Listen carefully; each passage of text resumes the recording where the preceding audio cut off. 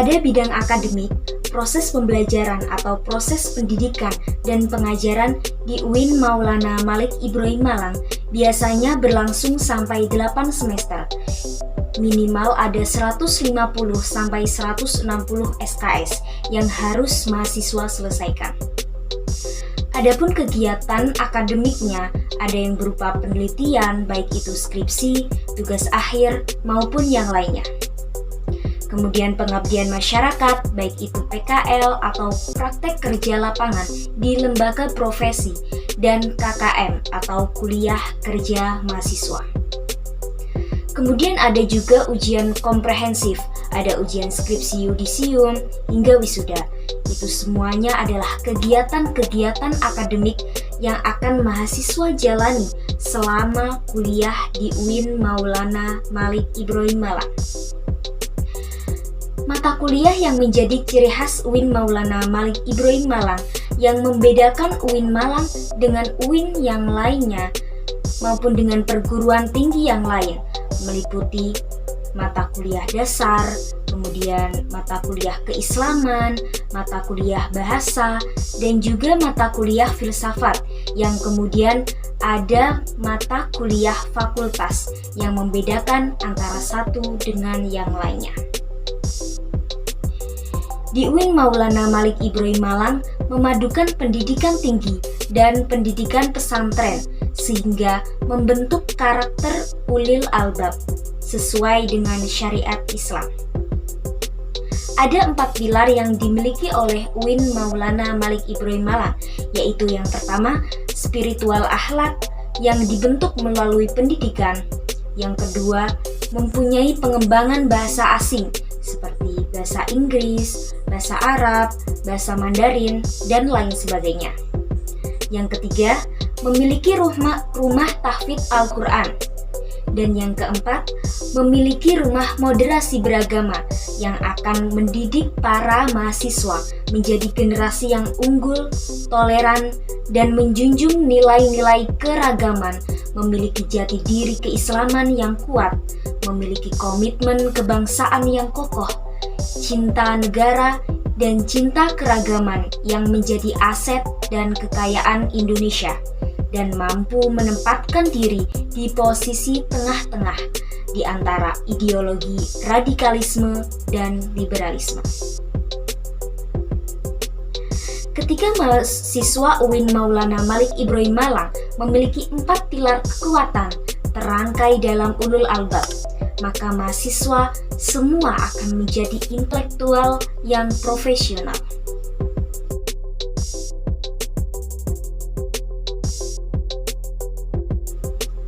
Sebagai mahasiswa baru, harus mengupayakan diri secara mental spiritual dalam kegiatan-kegiatan perkuliahan di kampus UIN Maulana Malik Ibrahim Malang.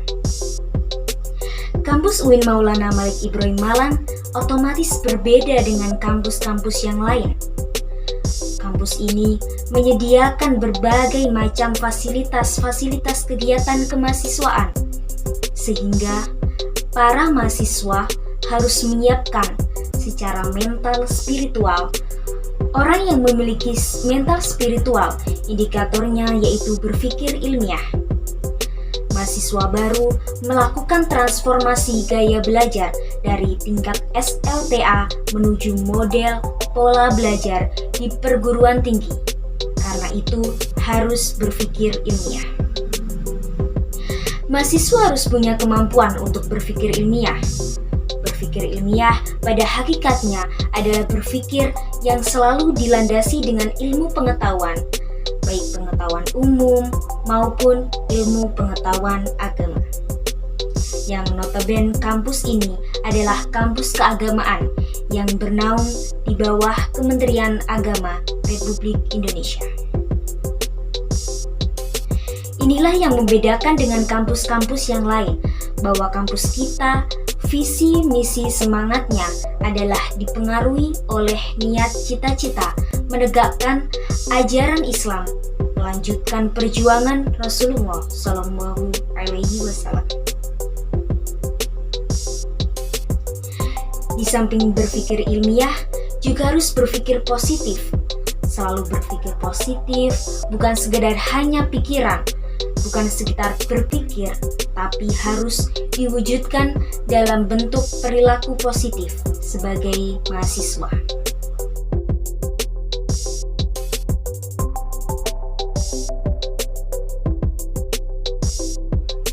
DEMA atau Dewan Eksekutif Mahasiswa merupakan organisasi intrakampus yang merupakan lembaga eksekutif mahasiswa di level universitas. Dan adapun fungsi DEMA yaitu sebagai pelaksana program organisasi kemahasiswaan, sebagai lembaga mengkoordinasikan dan menginstruksi pelaksanaan kegiatan kemahasiswaan di tingkat universitas. Dan adapun tugas DEMA yaitu melaksanakan program kerja organisasi yang sudah disepakati oleh Senat Mahasiswa. Universitas mengkomunikasikan dan menginformasikan kegiatan kemahasiswaan di tingkat universitas. Kedua, melaksanakan koordinasi dan sinkronasi kegiatan kemahasiswaan. Kegiatan kemahasiswaan ini tidak mungkin dilaksanakan sendiri-sendiri, harus ada beberapa kementerian yang kemudian menjabarkan, menerjemahkan keinginan-keinginan Dewan Eksekutif Mahasiswa agar semua yang dimaksudkan sebagai upaya pengembangan soft skill dari mahasiswa UIN Malang. Ada 6 kementerian dalam DEMA, yaitu yang pertama Kementerian Dalam Negeri akan mengkoordinasikan atau mengkomunikasikan di lingkungan internal UIN Malang. Yang kedua, Kementerian Luar Negeri untuk gerak langkah eksternal yang akan mengkomunikasikan lembaga-lembaga di UIN Malang dengan lembaga-lembaga di luar UIN Malang, sehingga kita tidak hanya kuat di internal, tapi kita berusaha kuat juga secara eksternal. Yang ketiga, Kementerian Sosial, Hukum, dan Politik lebih kepada pengembangan atau kajian yang terkait isu-isu yang terkait dengan sosial, hukum, dan politik. Sebagai mahasiswa, kita tidak hanya belajar dari satu sisi, kita harus memperkuat dari segala sisi sehingga kita menjadi pribadi-pribadi yang multitasking. Yang keempat, Kementerian Agama. Bentuk upaya berkolaborasi sebagai kampus yang ulul albab ada integrasi keilmuan. Integrasi keilmuan antara sains dengan agama. Integrasi itu akan kita ketemukan dengan titik-titik yang kemudian menjadi kekuatan kita sebagai insan-insan ataupun mahasiswa UIN Malang yang memiliki jargon mahasiswa ulul albab. Yang kelima, Kementerian Pengembangan dan Kreativitas. Tetap berkoordinasi antar kementerian untuk mendukung beberapa program kemahasiswaan oleh DEMA agar menjadi kesatuan yang utuh. Pengembangan tetap terus dikasih support kepada Kabinet Sakti untuk periode 2021 sehingga kita melakukan beberapa langkah kreativitas untuk mewujudkan apa yang dicita-citakan oleh kita bersama. Yang keenam, Kementerian Komunikasi dan Informasi. Lebih ke publikasi apa yang dilaksanakan beberapa kegiatan yang telah ataupun yang akan dilakukan. Adapun program kerja DEMA di UIN Malang yaitu salah satunya adalah Sahabat Desa. Sahabat Desa selama 1 periode ke depan. Jadi pada periode Dewan Eksekutif Mahasiswa, universitas kita memiliki beberapa program kerja yang sebagai prioritas salah satunya adalah Sahabat Desa. Jadi kita ingin memunculkan atau meningkatkan terkait kepekaan mahasiswa terhadap masyarakat sekitar yang nantinya akan dikolaborasikan dengan mitra-mitra yang ada dalam organisasi mahasiswa UIN Malang. Kedua, memiliki program kerja terkait Sapa Sekolah. Tujuan dari program kerjasama sekolah ini adalah ingin memberikan hal kepada kampus, mempromosikan kepada sekolah-sekolah yang ada di Malang Raya dengan memberikan pelatihan terkait kepemimpinan dan keorganisasian. Hal yang terpenting adalah terkait pembangunan kinerja dalam satu tim.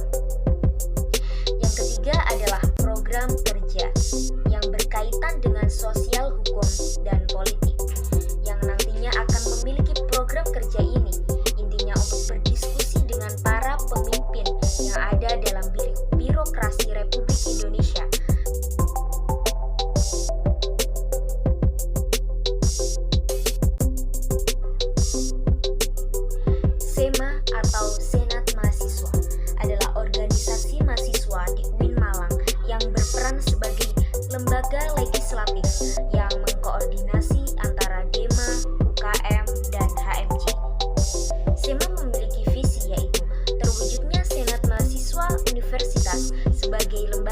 legislatif, transformatif, kolaboratif, progresif, berdasarkan asas kebersamaan dari keluarga serta menjunjung tinggi profesionalitas.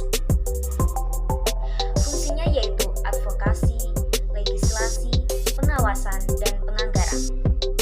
Dan memiliki tugas yaitu mengawasi dan mengontrol DEMA, memberikan persetujuan setiap kegiatan yang akan dilaksanakan oleh DEMA Universitas, memberikan pengesahan setiap laporan pertanggungjawaban setelah selesai agenda yang dilaksanakan, memfasilitasi aspirasi mahasiswa kepada pihak-pihak yang bersangkutan.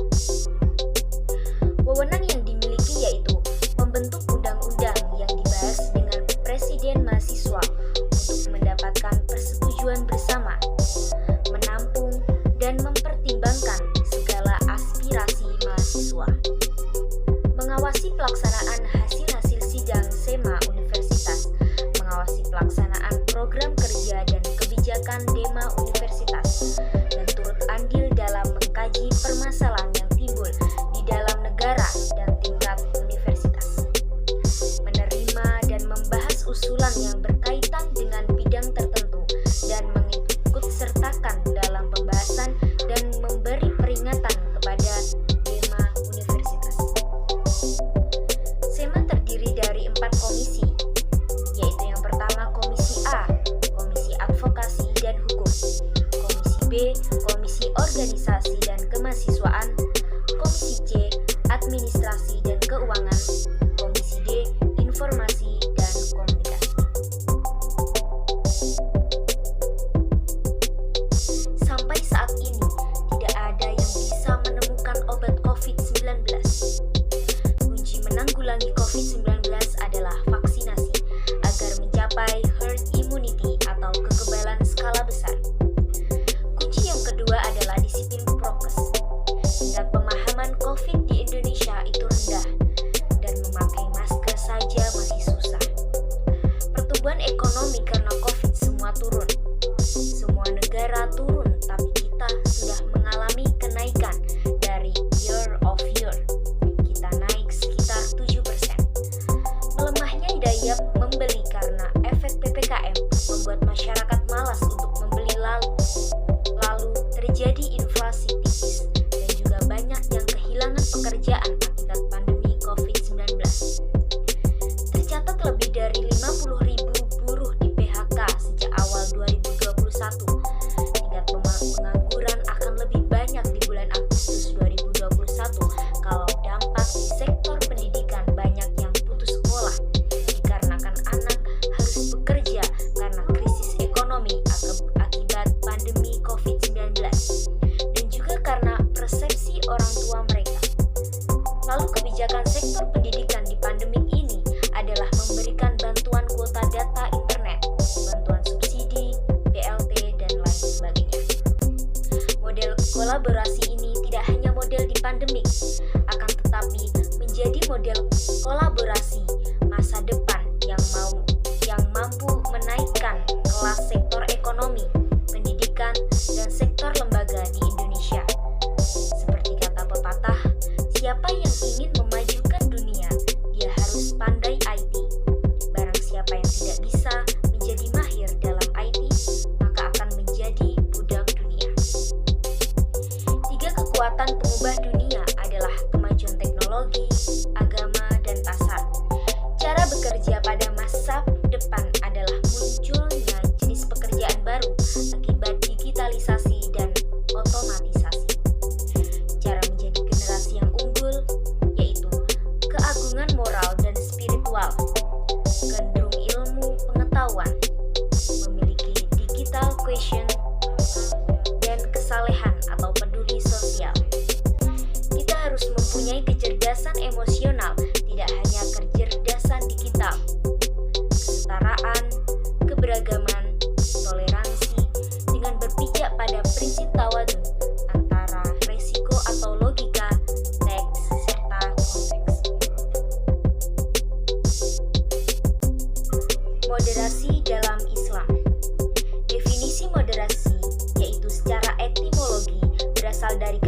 wasotiyah, berarti jalan tengah, posisi tengah, dan berkeadilan.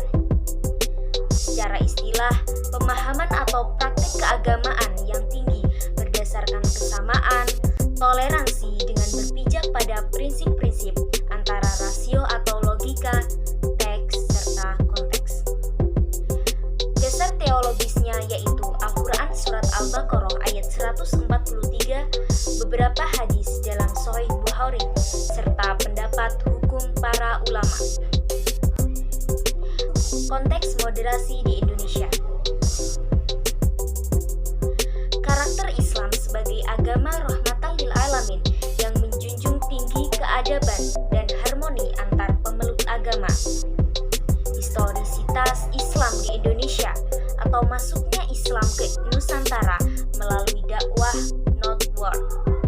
Karakter masyarakat Indonesia yang lekat dengan kesantunan dan harmoni atau akar tradisi Hindu, Buddha, dan lain sebagainya, serta ideologi bangsa Pancasila dan moto Bhinneka Tunggal Ika. Kemudian ada isu Timur Tengah dan global. Isu politik yang terkait dengan Timur Tengah dan politik global, baik secara langsung atau tidak, dapat mempengaruhi pemahaman dan sikap keberagaman masyarakat Indonesia, serta mengganggu agenda moderasi Islam. Seperti konflik Palestina dengan Israel, aliansi politik Arab-Amerika Barat, kepentingan ekonomi, dan politik despotisme dan hipokrasi. Mahasiswa harus memerankan diri sebagai agen of change dalam memperkuat dan mendiseminasi agenda moderasi. Mahasiswa harus semangat kebangsaan dan keagamaan yang sesuai dengan prinsip moderasi. Dan mahasiswa UIN harus cerdas, akademik, religius, dan